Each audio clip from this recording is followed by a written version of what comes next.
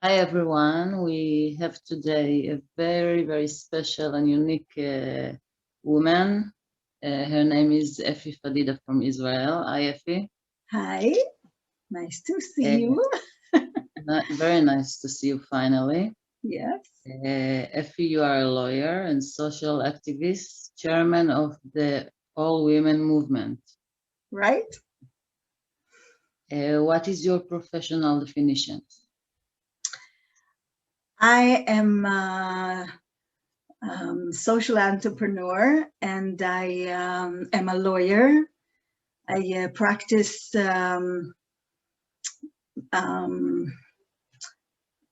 business law, and but mostly what I do is I do projects to enhance the well-being of women in all kinds of fields, and in order to enhance equality of women from all walks of life with different projects that we create.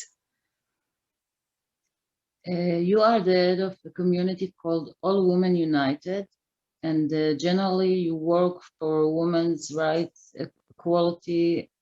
What does your work include?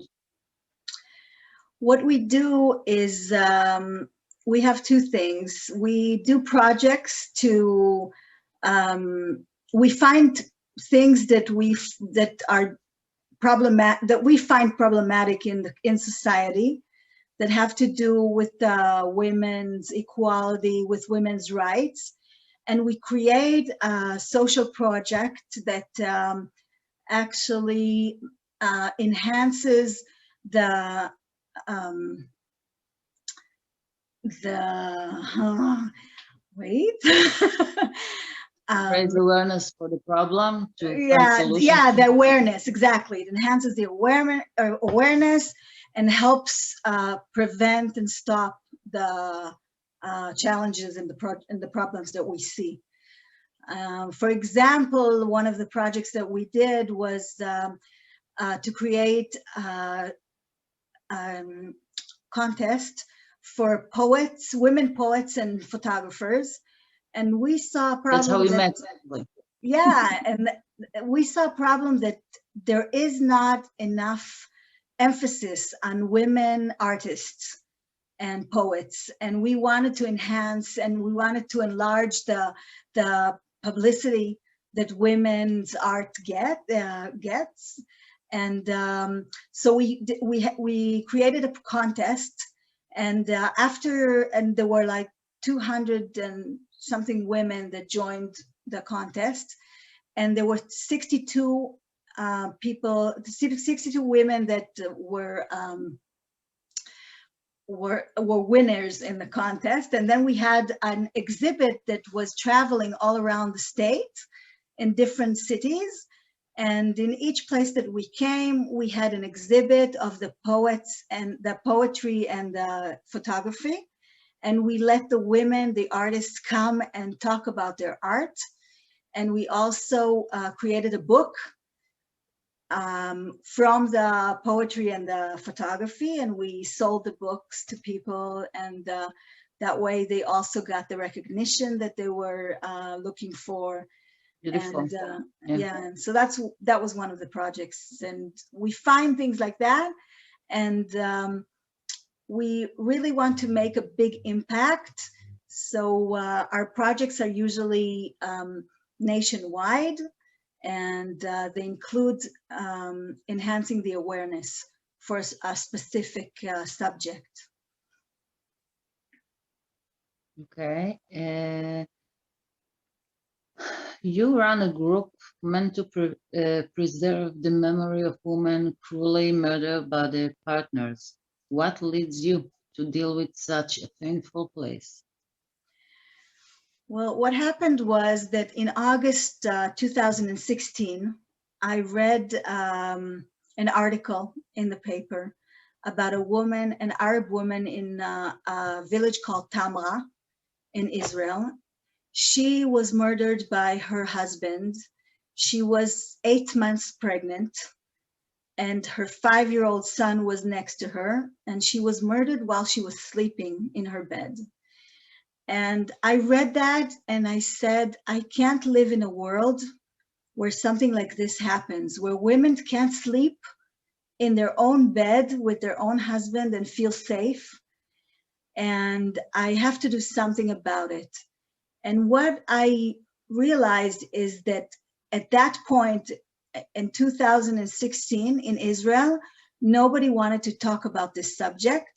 It was something that people don't talk about. All you do is every time a woman gets murdered, you read about it in the paper and then it goes away, and nobody ever talks about the subject of murdering women, and just because they're women. And so what I decided to do is with a group of women volunteers in my movement, we created a memorial day for all women that were killed and murdered for just being women. And some of it is in the family by their husbands and their spouses and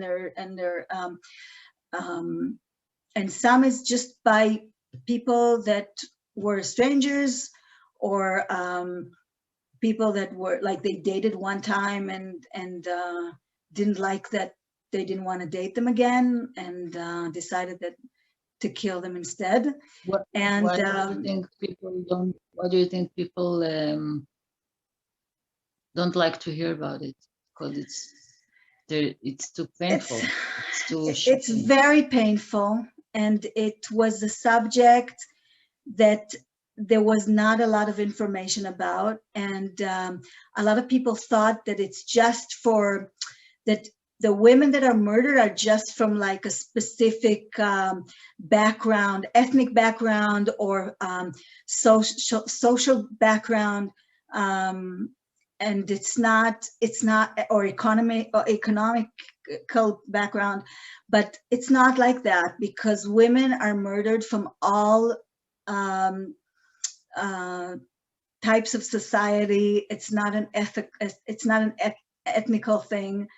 And what we wanted to do is raise the awareness and raise the what we call like warning signs, that women would know what to look for and what to beware of in the relationship in order to prevent the next murder. And so what we did was we had this nationwide, we decided to create a day, which was the Memorial Day on February 2nd every year. And on that day, we decided that we're going to have memorial ceremonies and women's circles, that women can come and speak about the subject and hear stories of other women that were saved from a violent relationship. And that way, what happened was women would come as an act of solidarity to the event, and all of a sudden they heard about the warning signs, and they figured and found out that they're actually in a violent relationship, and they didn't even know it, because it comes in different types of relationships. It could be something that has to do with the control over the money in the relationship. It could be something psychological, that it's just talk. It's not like physical violence, but the mate is all the time putting you down and making you feel really, really small, and disconnects you from all your friends and your family. So you feel like you don't have anybody else but him. And all of a sudden they realize this, and it helped them get out of very problematic relationships and save their lives. So that's very important. Yeah, so this year it was the 5th time that we've done this, and it's spreading over the world also, because we had collaborations with women all over the world. from South America, from Europe, from the States. And it's Israeli women that have communities. And they took part in this. We did it by Zoom this year, so they took part in this in this day that we created, and we're hoping that it will become a national, an international day all over the world where women can talk about this subject and remember We the should talk women about it after our conversation. We should talk about it. Yeah, And it's very see important. how can Yeah. yeah, of course, of course. From your experience in the field, what caused this twist phenomenon? I think that we have some a wrong idea about what is romantic because of different stuff that we read and we watched on TV and we watched in movies. And You surprised me with your answer. No, yeah, you surprised me with your answer. Okay. Yeah, because it can happen to many women. It's not. It's sometimes you don't know how to recognize the warning signs, but we interpret the acts of violence against us as a romantic gesture, like, oh, he loves me so much that he's jealous and he doesn't want anybody to look at me and he doesn't want anybody to see me wearing this dress or stuff, or he doesn't want me to be with my friends because all he wants is to be with me all the time. And this is not romance. This is not love. This is an obsession.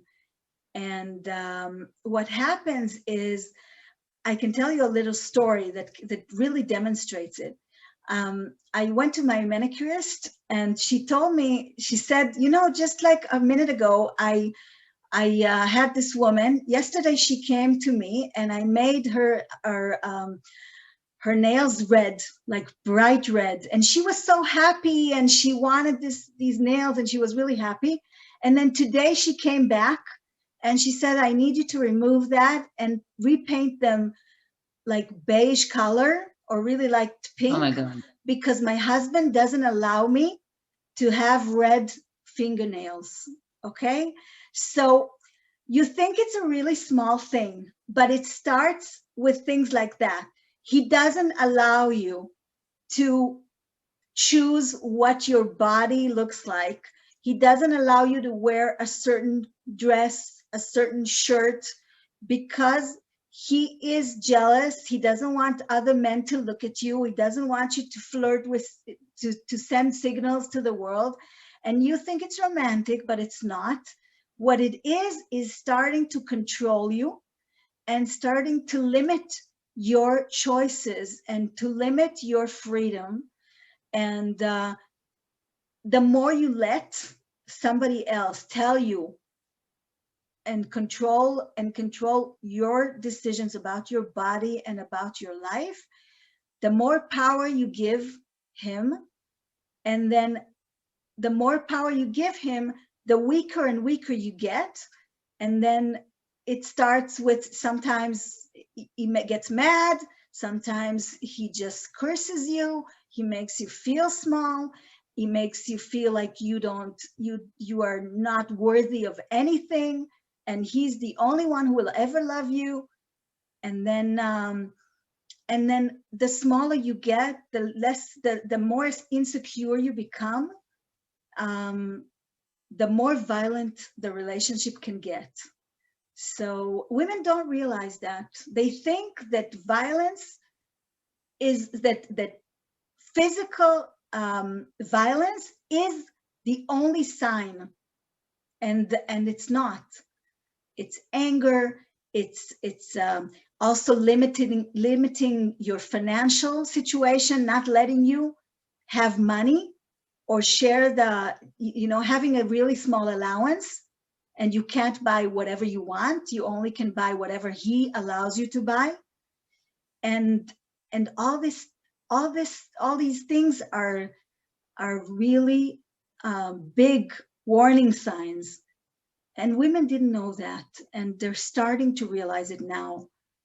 And if you go back to all the men that murdered their wives or their spouses or their friends, their girlfriends, it always starts with control.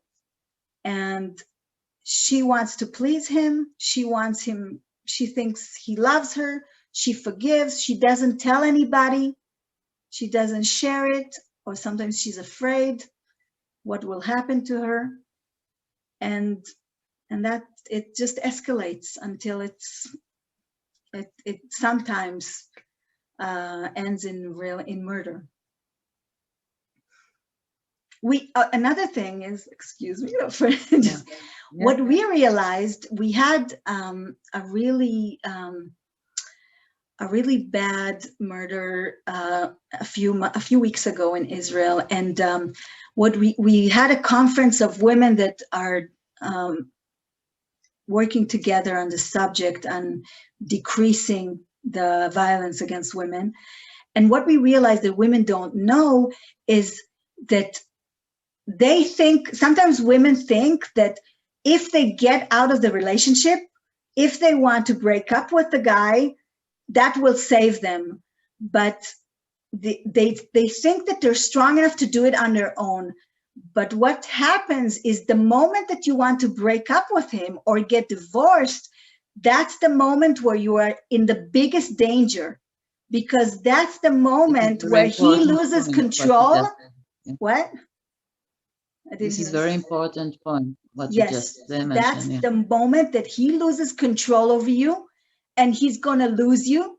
And if he's going to lose you, then he has nothing to lose, and he might as well kill you. So nobody else will have you. So what we realized, that if you want to break up with him, if you want to get divorced, don't do it alone. Don't go to him alone. Have a support net. Have girlfriends with you. Have professional help. Don't be a hero. Don't go alone, because that's the most dangerous. Don't think that you can do it, that you can handle it alone. Yes, I totally agree with you.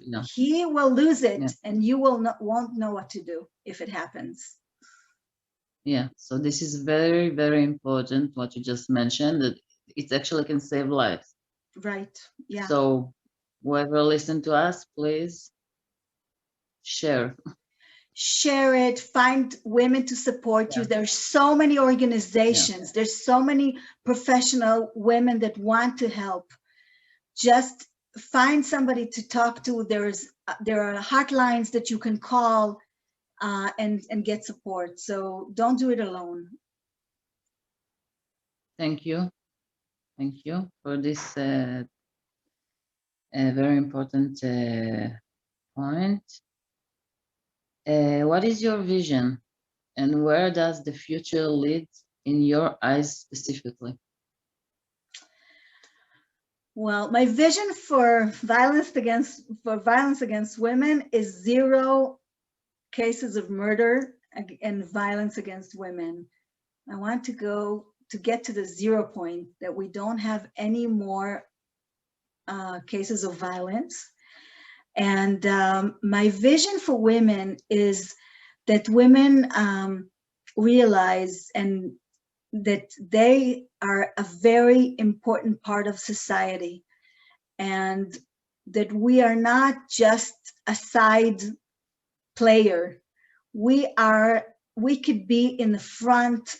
We can be powerful and influential, and we could take up all the positions that men can, and we can make a real difference on the matters that matter for women. And I encourage women to get into politics, to become chairmen and CEOs and leaders of their communities, and anything that you could be in the front and make an influence and make a difference. I encourage women to do it. Don't be afraid. Don't be afraid to fail, because everybody fails. Even men fail too, but they have the courage to keep doing it. They're not they're not giving up before they try. And we women, sometimes we give up before we even try. We think, little old me, what can I do? I'm not smart enough. I didn't study enough. I don't know enough to do this. And I think that we are such a powerful and incredible species. And we can do so many things with our intuition, with our knowledge, with our, we have streetwise also, not only academy wisdom, but also we know things deep inside that men don't know. And we are here to teach, and we are here to lead. And this is our role in this century. We need to take our role and lead this world to a better place. And my vision is that 50% of the women will lead this world. So we'll see more presidents, we'll see more prime ministers, we'll see more CEOs of companies, and more leaders of communities, and also spiritual leaders, and religious leaders. Even though religion kind of put women on the side, I want to see more women in the religion, leading communities in religious communities. So that's my vision. And I think we can do it. I think we can do it. Yeah. It's gonna happen. Do it. Yes, of course. You know, we are in a very unique time, the whole universe, and people are start to waking up to their truth, to their power, and people should follow their passions, because the passion, our passion, is the signs from our divine, our spirit, and everyone have as a destination in life. Everyone, although you can think you don't have, everyone have higher goals, and this is the right time to develop, to take responsibility about ourselves, and to start changing. Yeah. The world needs it. Yeah. We need a big change here. And I think women will bring it. I think women leadership would bring a different voice to what is happening to the world now. Yeah. I think you and me can talk like for hours. Yeah. So anything you wish for the women who's watching us for this special International Women's Day? I was asked, there was a project of from Intel that different women, leading women, gave tips to other women, and they're building a big intelligent bank of women's advice and wisdom. And what I wanted to say to women is that your development, personal development, your growth is the biggest gift that you have. And I'm encouraging you to follow your heart, what your heart desires, with boldness and courage, and become the woman that you always dreamed of being and becoming. And you have the power. And you have the power to do it. And there's so many other women that can support you. And there's also men, amazing men, that support women empowerment, and we can change the way that the things that the world is facing now. if each one of us really Take knows, responsibility. takes responsibility, believe but that it also can. knows, each one of us also knows what an amazing woman she is and what a difference she Yeah. makes in the world just by being who she is. So who you are. Exactly. Exactly. Yeah. Well, Effy, thank you very much Thank you for for this having very, me. very special interview. Thank you. I wish you all the best and your movement, your amazing movement and your amazing ideas, how to develop this wall. It's very inspiring. Thank you. And we will leave the link to your groups if anyone wants to join you. Yes. Great. So that's it for now. Okay. And I hope we'll talk again soon. Yes, we will. Thank you.